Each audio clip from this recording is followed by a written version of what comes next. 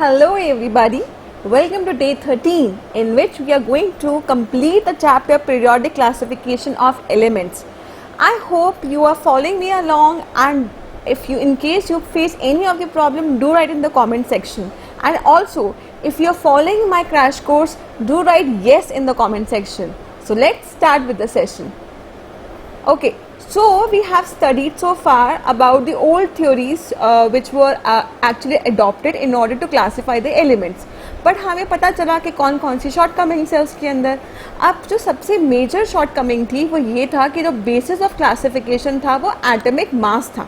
ठीक है, अब जब एटॉमिक नंबर डिस्कवर हुआ बाय हेनरी मूसले, तो ये पता चला कि भाई एटॉमिक नंबर से अगर हम क्लासिफिकेशन करते हैं एलिमेंट्स का, तो जो आइसोटोप्स वाली प्रॉब्लम थी वो सब रेक्टिफाई हो जाएगी, या फिर जो हम एलिमेंट्स को अरेंज कर रहे थे इंक्रीजिंग एटॉमिक मासेस के अकॉर्डिंग और वो कुछ गड़बड़ हो रहा था, वो सब चीज़ें ठीक हो जाएंगी. ठीक है, so atomic number was the base of modern periodic table. अब इसमें क्या हुआ था, we had scientist Niels Bohr. उन्होंने क्या किया था, he prepare the long form of modern periodic table. अब इसमें क्या है, आप ये देखिए, इतने यहाँ पे आपके ग्रुप्स हैं, जो ये वर्टिकल कॉलम्स हैं ये आपके ग्रुप्स हैं. So there are 18 groups all together if I write them here. So 18 groups आपके यहाँ पे आएंगे. ठीक है, अब हम बात करते हैं पीरियड्स की. तो पीरियड्स क्या है आपकी हॉरिजॉन्टल रोज. तो यहाँ पे आप देखें, यहाँ पे आपके कितने पीरियड्स आ रहे हैं, 7 पीरियड्स. ओके, अब जो ये फर्स्ट पीरियड है ये आपका शॉर्ट पीरियड होता है. In fact it is very short period. Very short period क्यों है, क्योंकि इसमें आपके पास ओनली 2 एलिमेंट्स हैं. वेयर एज अगर आप देखें यहाँ पे second and third they are short period, क्योंकि यहाँ पे आपके पास कितने एलिमेंट्स हैं, you have 8 elements all together. अब हम देखते हैं fourth and fifth. So they are long period,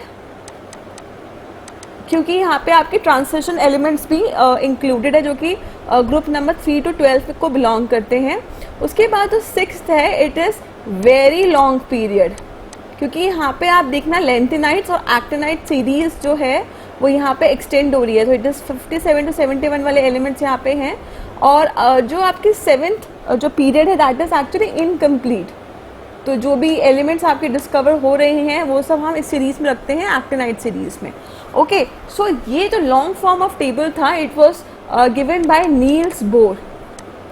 और जो एटॉमिक नंबर की डिस्कवरी थी that was done by Henry Moseley, जिन्होंने बताया कि भाई अगर आप एटॉमिक नंबर के हेल्प से आप क्लासिफिकेशन करते हो एलिमेंट्स का, तो it's a very good idea. ठीक है, अब इसमें क्या करते हैं, मॉडर्न पीरियोडिक टेबल में जितने भी एलिमेंट्स हैं इनके आप इलेक्ट्रॉनिक कन्फिग्रेशन करते हो, और जिनका इलेक्ट्रॉनिक कन्फिग्रेशन सिमिलर होता है उनको आप अरेंज करते हो एक ग्रुप में. ओके, अब आप कहोगे कि भाई हाइड्रोजन है, इसको अगेन हमने यहाँ प्लेस कर रखा है ग्रुप नंबर 1 में, बट इसकी जो प्रॉपर्टीज़ हैं वो तो बिल्कुल मैच ही नहीं करती लिथियम और सोडियम से.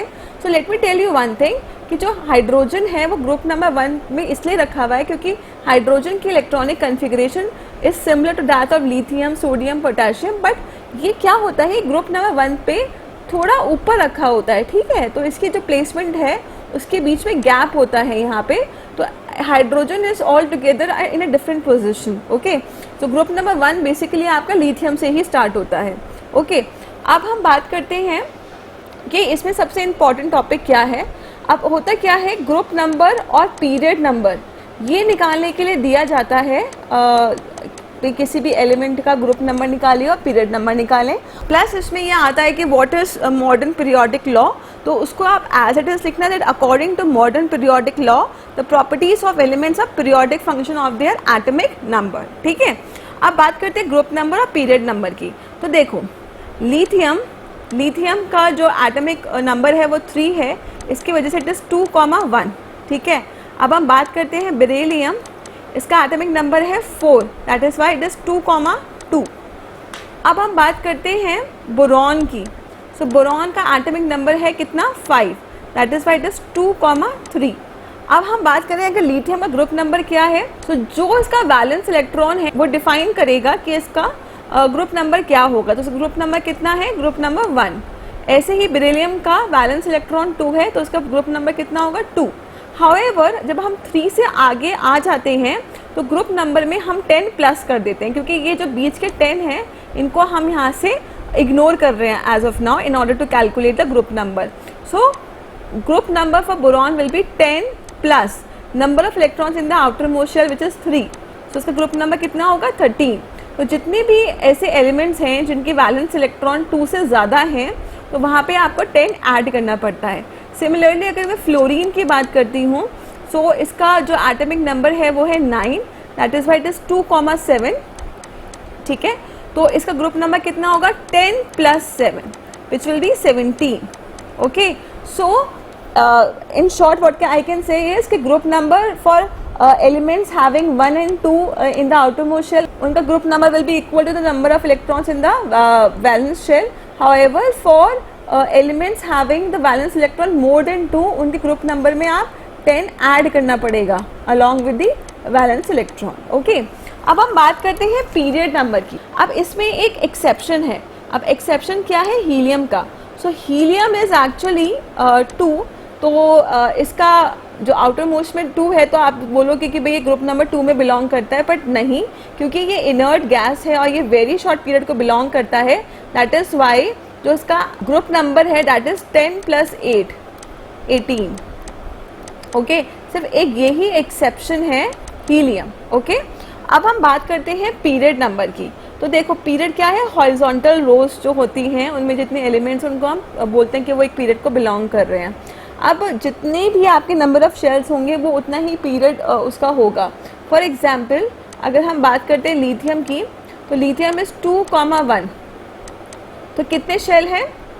2 शेल्स हैं. That is why it belongs to period number 2. ठीक है, इसी तरीके से अगर हम पोटेशियम की बात करते हैं तो इसका इलेक्ट्रॉनिक कन्फिग्रेशन कितना होगा? 2,8,8,1. ओके, सो इसमें KLMN. तो कितने आपके यहाँ पे शेल्स हैं? 4 शेल्स हैं. इट मीन्स ये किसने कौन से पीरियड को बिलोंग करेगा? It will belong to period number 4. Okay, तो जो पीरियड नंबर कैलकुलेट करने के लिए आपको नंबर ऑफ शेल्स कैलकुलेट करने पड़ेंगे. फाइन. अब ये बात आती है कि भाई जो मॉडर्न पीरियोडिक टेबल है उन्होंने मेंडलीफ वाली जो प्रॉब्लम्स थी उसको कैसे रेक्टिफाई किया.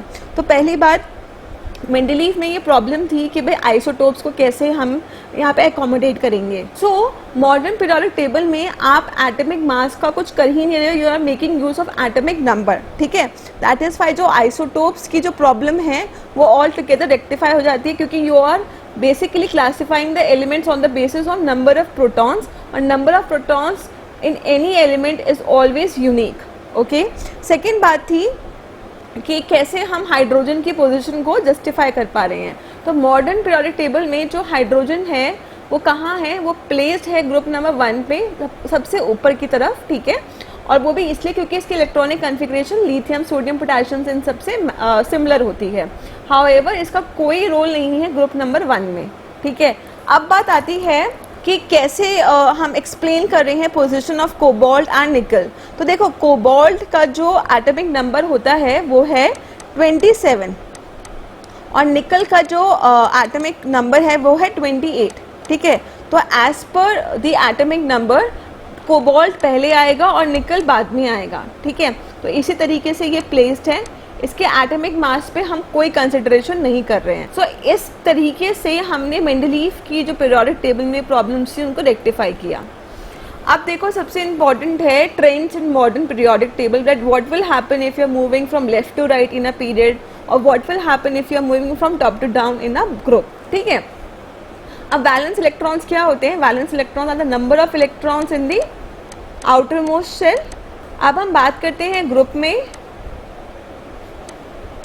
और पीरियड में. ठीक है, तो अगर हम बात करते हैं ग्रुप में, तो सपोज हमने एग्जाम्पल लिया LINAK, it is 2,1, it is 2,8,1 and it is 2,8,8,1. क्यों? क्योंकि इसका एटॉमिक नंबर होता है 3, इसका 11 और इसका 19. अब आप खुद देखो कि यहाँ पे बैलेंस इलेक्ट्रॉन्स, अगर हम ग्रुप की बात करते हैं तो balance electron is always same if you move down the group. ठीक है, अब हम बात करते हैं पीरियड्स की. सो इसमें हम एग्जाम्पल लेते हैं Na, Mg, Al, Si. ठीक है, तो यहाँ पे आप देखो this is 2,8,1, this is 2,8,2, this is 2,8,3, this is 2,8,4, क्योंकि इनके एटॉमिक नंबर 11, 12, 13 और 14। अब जैसे आप लेफ्ट टू राइट जा रहे हैं पीरियड में, तो क्या हो रहा है, valence electrons are increasing by 1. So as you move from left to right in a period, the valence electrons will be increasing by 1. Okay, चलिए अब बात करते हैं वैलेंसी के बारे में कि वैलेंसी पे क्या फ़र्क पड़ता है अगर हम ग्रुप में जाते हैं फ्रॉम टॉप टू बॉटम और अगर हम पीरियड्स में जाते हैं फ्रॉम लेफ्ट टू राइट. ठीक है, सो बेसिकली वैलेंसी क्या होती है कि नंबर ऑफ इलेक्ट्रॉन्स जो आप गेन कर रहे हो या लूज कर रहे हो in order to become stable. So here if I see LINAK, तो यहाँ पे this is 2,1, this is 2,8,1, this is 2,8,8,1. तो यहाँ पे जो ये एलिमेंट्स हैं ग्रुप नंबर 1 में, जो ये एलिमेंट्स हैं ये क्या करेंगे, 1 इलेक्ट्रॉन लूज करेंगे in order to become stable. तो इनकी वैलेंसी क्या होगी, 1.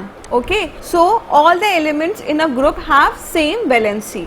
वेयरएज अगर हम पीरियड्स की बात करें, सो दिस इज Na, Mg, Al, Si, then phosphorus, sulfur, chlorine and argon.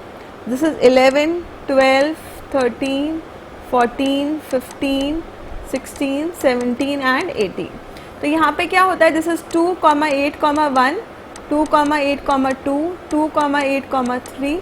ये सब मैं इलेक्ट्रॉनिक कन्फिग्रेशन कर रही हूँ और हम चेक करते हैं कि इनकी वैलेंसी क्या होगी. अब क्या है, सोडियम एक इलेक्ट्रॉन लूज करेगा in order to become stable, तो this valency is 1. Magnesium has to lose 2 electron in order to become stable, the valency is 2. Aluminium has to lose 3 electron in order to become stable, तो ये 3 होगा. अब silicon क्या करेगा, it has to share 4 electrons, तो valency 4. अब जो phosphorus है it has to accept 3 electrons, valency 3. Sulphur it has to accept 2 electrons, valency 2. Chlorine has to accept 1 electron in order to become stable, so 1. और जो argon है वो already stable है because outermost जो shell है वो उसमें जितने इलेक्ट्रॉन्स चाहिए थे वो हैं, 8 इलेक्ट्रॉन्स चाहिए थे वो हैं, तो valency 0. So if you see here the valency is first increasing and then it is decreasing to 0. ठीक है, सो ये आपका पीरियड में होता है. अब हम बात करते हैं एटॉमिक साइज. तो एटॉमिक साइज इम्पॉर्टेंट है कि क्या फ़र्क पड़ता है ग्रुप में और पीरियड में अगर हम जाते हैं. ठीक है, तो ग्रुप अगेन हम लेते हैं LINAK. अब इसमें यहाँ देखो lithium is 2,1, this is 2,8,1, this is 2,8,8,1. अब जैसे आप डाउन द ग्रुप जाओगे तो नंबर ऑफ शेल्स क्या हो रहे हैं, the number of shells are increasing, it means the atomic size is going to increase. तो atomic size is going to increase if you are moving down the group. Okay, अगर हम बात करते हैं पीरियड्स में, तो यहाँ आप देखें Na, Mg, Al, Si, then phosphorus, sulphur, chlorine. देखो जो अगर हम बात करते हैं कि लेफ़्ट टू राइट जाने में क्या फ़र्क पड़ता है एटॉमिक साइज़ का, तो यहाँ आप देखो इस तो sodium is 2,8,1, magnesium is 2,8,2, aluminium 2,8,3, silicon 2,8,4, this is 2,8,5, 2,8,6, 2,8,7 and then last में आता है आपका इनर्ट गैस वाला ग्रुप. ठीक है, विच इज़ 2,8,8. तो क्या होता है, जैसे आप लेफ्ट टू राइट जाते हो तो number of electrons are increasing. ठीक है, और द नंबर ऑफ प्रोटॉन्स है वो भी इंक्रीज कर रहे हैं. दैट इज़ वाई जो इलेक्ट्रॉन्स होते हैं वो प्रोटॉन्स की तरफ बहुत आसानी से पुल हो जाते हैं, मतलब उनका साइज छोटा होने लग जाता है because of large amount of positive and negative charge. So as you move from left to right the size of the atom is going to decrease.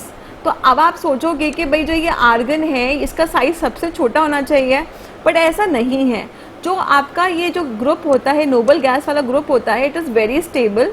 That is why जो इसका साइज होता है वो हैलोजन ग्रुप से ज़्यादा होता है. ठीक है, तो सबसे छोटा साइज जो होता है वो आपका हैलोजन ग्रुप का होता है. Okay, so as you move from left to right the atomic size is going to decrease. और इसमें आप नोबल गैस वाले ग्रुप को कंसिडर मत करिएगा, सिर्फ यहीं तक इसको आप मेंशन करिएगा. Okay, now next is metallic character. तो हम बात करते हैं LiNa के ग्रुप में, और अगर हम पीरियड्स की बात करते हैं तो हम बात करते हैं Na, Mg, Al, Si, फिर फॉस्फोरस, सल्फर एंड क्लोरीन. ठीक है, सो यहाँ आप देखें ग्रुप में कि जैसे जैसे आप नीचे जाओगे तो क्या हो रहा है, this is 2,1, this is 2,8,1, this is 2,8,8,1. तो नंबर ऑफ शेल्स आपके इंक्रीज हो रहे हैं. ठीक है, और मेटल का क्या मतलब है, जब आप इलेक्ट्रॉन्स देते हो तब आपके अंदर मेटालिक करेक्टर आता है. So as you are losing the electrons, आपकी जो मेटालिक करेक्टर की जो प्रॉपर्टी है वो इंक्रीज होती है, क्योंकि आप बहुत आसानी से इलेक्ट्रॉन लूज कर पाते हो as you are moving down the group. क्यों? क्योंकि जैसे जैसे आप नीचे जाओगे आउटर मोस्ट शेल से जो अट्रैक्शन है न्यूक्लियस का वो डिक्रीज होने लग जाएगा. ठीक है, so as you move down in the group the metallic character is going to increase. So it is going to increase. पर अगर हम वही बात करते हैं पीरियड्स की, तो सोडियम एक बहुत अच्छा स्ट्रॉन्ग मेटल है, पर जो क्लोरीन है वो एक नॉन मेटल है. ठीक है, और बात करते हैं सिलिकॉन की, so it's a metalloid. So the metallic character is going to decrease as you going from left to right. So metallic character is decreasing. However अब हम क्या कर रहे हैं, मेटल से नॉन मेटल्स की तरफ पहुंच रहे हैं. तो जो नॉन मेटेलिक करेक्टर है वो इंक्रीज होएगा. ओके, अब बात करते हैं केमिकल रिएक्टिविटी की. सो इन अ ग्रुप जहाँ पे आपके पास एलिमेंट्स है LiNa के, सो दिस is 2,1, this is 2,8,1, this is 2,8,8,1. देखो आपके पास कोई भी किसी की बारे में पूछा जाए, आप एग्जाम्पल ज़रूर कोट करना और इन्हीं के बारे में ही आप मेंशन कर लेना. ठीक है, सो देखो जैसे जैसे आप नीचे जा रहे हो, केमिकल रिएक्टिविटी का मतलब क्या है कि कितने अच्छे से वो रिएक्शन कर पाता है, कितना स्पीडली वो रिएक्शन कर पाता है. अब जितना स्पीडली वो अपना इलेक्ट्रॉन दे सकेगा उतना ही स्पीडली वो रिएक्शन कर पाएगा. सो जैसे जैसे आप नीचे जाओगे डाउन इन द ग्रुप, तो जो अट्रैक्शन है आउटर मोस्ट इलेक्ट्रॉन से वो तो डिक्रीज हो रहा है, क्योंकि नंबर ऑफ शेल्स इंक्रीज हो रहे हैं. एंड दैट इज वाई, तो जब अट्रैक्शन कम हो रहा है तो भाई जो बाहर वाला इलेक्ट्रॉन जा रहा है तो जाने दो, क्या प्रॉब्लम है. ठीक है, इसकी वजह से क्या होगा, केमिकल रिएक्टिविटी इंक्रीज होगी as you move down in a group. So chemical reactivity is going to increase. अब बात करते हैं in a period. So you have sodium, magnesium, aluminium, silicon, phosphorus, sulphur and chlorine. So जो आपका सोडियम है it is very reactive. Again जो आपका क्लोरीन है इट इज वेरी रिएक्टिव. पर जो आपका सिलिकॉन है इट इज लीस्ट रिएक्टिव. तो क्या होता है, जैसे जैसे आप सोडियम से सिलिकॉन तक पहुंचते हो, केमिकल रिएक्टिविटी पहले क्या होती है, डिक्रीज होती है. उसके बाद सिलिकॉन से जब आप क्लोरीन तक पहुंचते हो तो केमिकल रिएक्टिविटी इंक्रीज होती है. So the chemical reactivity in a period is first decreasing from left to right and then it is going to increase. Okay, अब इसमें एक टॉपिक और होता है नेचर ऑफ ऑक्साइड. सो देखो अगर हम ग्रुप में जाते हैं तो ग्रुप में अगर हम मेटल वाले ग्रुप में हैं तो सब मेटल ही होगा, है ना. So in a group the nature of oxides doesn't change, but in a period if you're moving from left to right the nature of oxide changes. Okay, from basic to acidic. So this was all about periodic classification of elements. हमने ये complete कर लिया है ये chapter and moreover congratulations हमने chemistry complete कर ली है. ठीक है, अब tomorrow in day 14 we are going to do certain questions on this topic. चलो bye bye, take care, see you tomorrow, bye bye.